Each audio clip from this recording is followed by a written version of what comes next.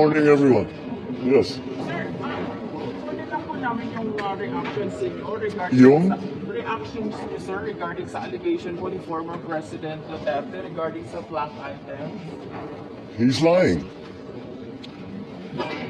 He's a president. He knows that you cannot pass a GAA without with a blank. He's lying.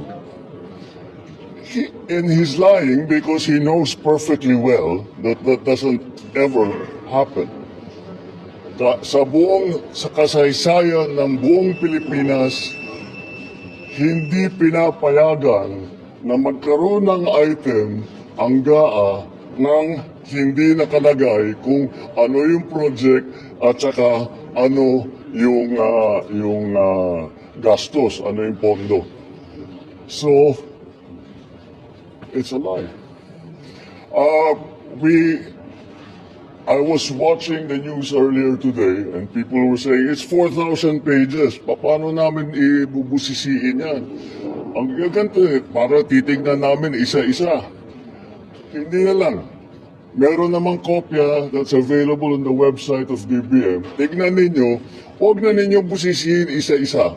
Hanapin nyo yung sinasabi nila na blank check. Tignan ninyo kung meron kahit isa para mapatunayan na tama ang sinasabi ko kasi nungalingan yan. That's my reaction.